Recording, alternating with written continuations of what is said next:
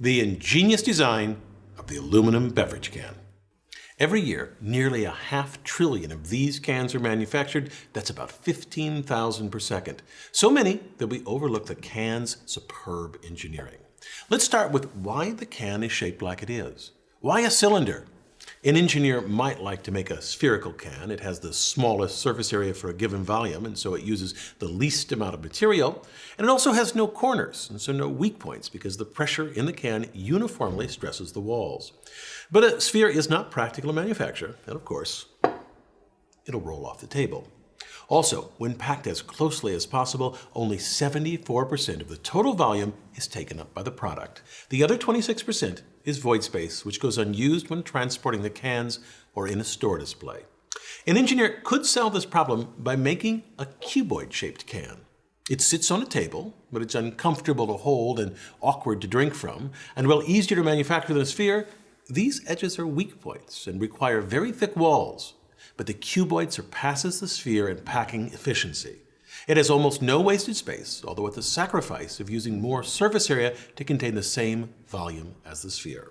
So, to create a can, engineers use a cylinder, which has elements of both shapes. From the top, it's like a sphere, and from the side, it's like a cuboid. A cylinder has a maximum packing factor of about 91%, not as good as the cuboid, but better than the sphere. Most important of all, the cylinder can be rapidly manufactured. The can begins as this disc called a blank, punched from an aluminum sheet about 3/10 of a millimeter thick. The first step starts with a drawing die, on which sits the blank and then a blank holder that rests on top. We'll look at a slice of the die so we can see what's happening.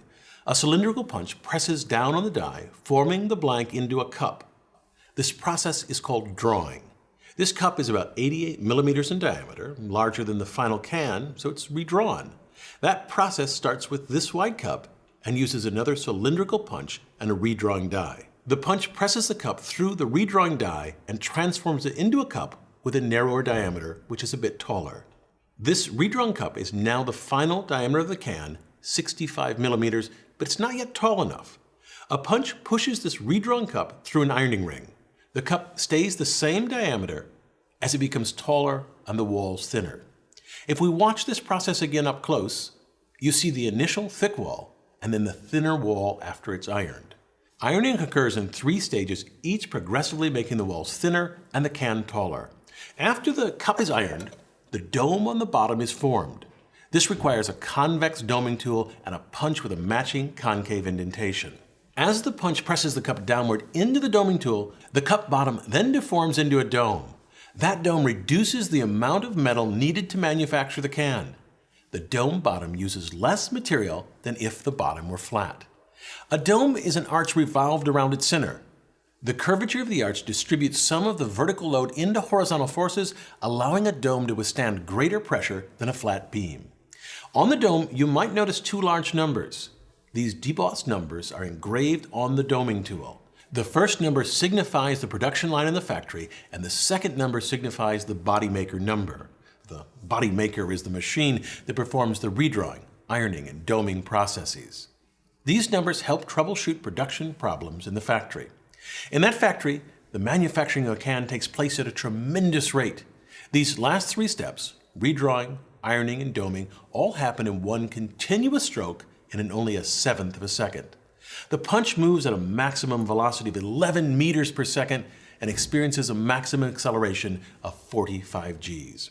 This process runs continuously for 6 months or around 100 million cycles before the machine needs servicing.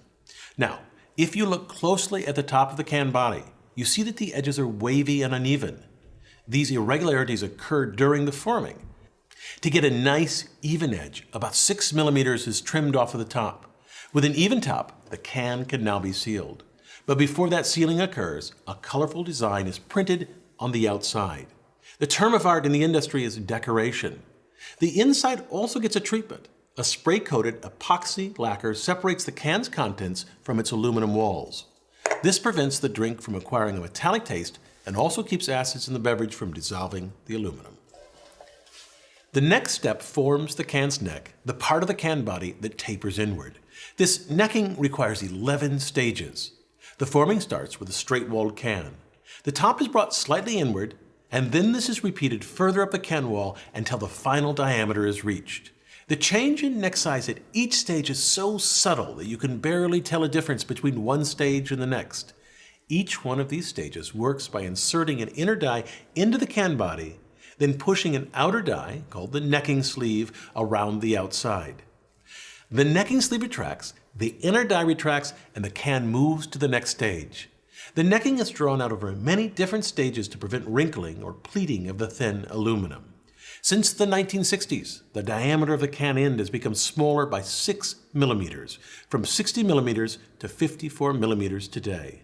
This seems a tiny amount, but the aluminum can industry produces over 100 billion cans a year, so that 6 millimeter reduction saves at least 90 million kilograms of aluminum annually. That amount would form a solid cube of aluminum 32 meters on a side. Compare that to a 787 Dreamliner with a 60-meter wingspan. Now, after the neck has been formed, the top is flanged. That is, it flares out slightly and allows the end to be secured to the body, which brings us to the next brilliant design feature, the double seam. On older steel cans, manufacturers welded or soldered on the ends. This often contaminated the can's contents. In contrast, today's cans use a hygienic double seam, which can also be made faster. This can is cut in half so you can see the cross-section of the double seam. To create this seam, a machine uses two basic operations. The first curls the end of the can cover around the flange of the can body. The second operation presses the folds of the metal together to form an airtight seal. While the operations themselves are simple, they require high precision. Parts misaligned by a small fraction of a millimeter cause the seam to fail. In addition to the clamping of the end and can body, a sealing compound ensures that no gas escapes through the double seam. The compound is applied as a liquid, then hardens to form a gasket. The end, attached immediately after the can is filled, traps gases inside the can to create pressures of about 30 psi or 2 times atmospheric pressure. In soda, carbon dioxide produces the pressure. In non-carbonated drinks like juices, nitrogen is added. So why is a beverage can pressurized? Because the internal pressure creates a strong can despite its thin walls. Squeeze a closed, pressurized can, it barely gives. Then, squeeze an empty can. It flexes easily, the can walls are thin, only 75 microns thick, and they're flimsy. But the internal pressure of a sealed can pushes outwards equally and so keeps the wall in tension. This tension is key. The thin wall acts like a chain. In compression, it has no strength, but in tension, it's very strong. The internal pressure strengthens the cans so that they can be safely stacked. A pressurized can easily supports the weight of an average human adult. It also adds enough strength so that the can doesn't need the corrugations like in this unpressurized steel food can.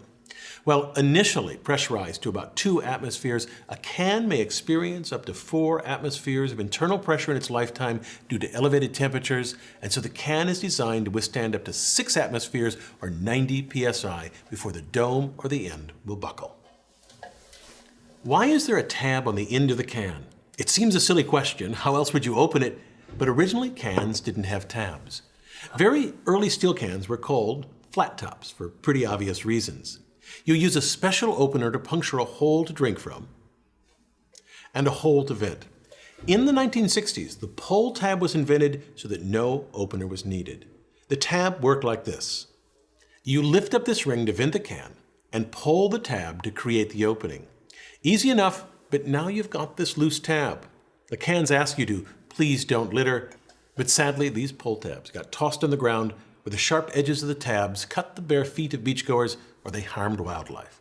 So the beverage can industry responded by inventing the modern stay-on tab. This little tab involved clever engineering.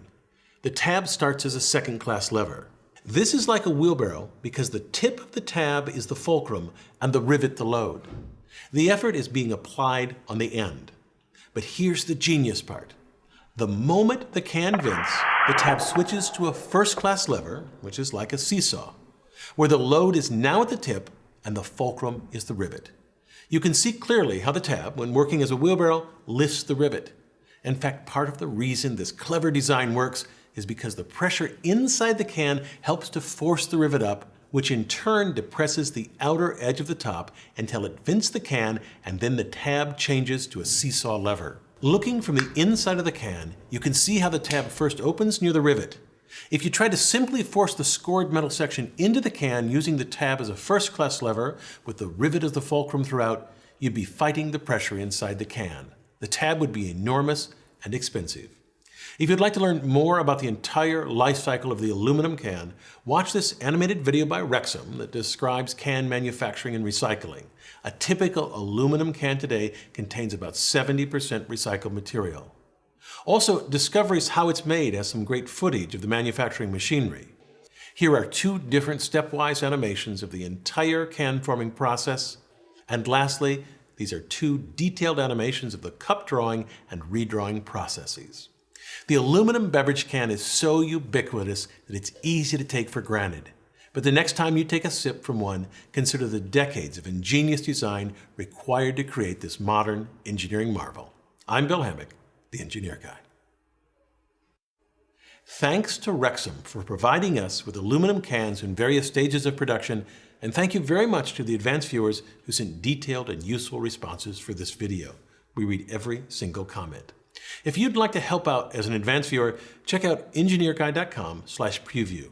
You can see upcoming projects and behind-the-scenes footage. For example, you can see early drafts of this beverage can video, and you can sign up to become an advanced viewer. Thanks again.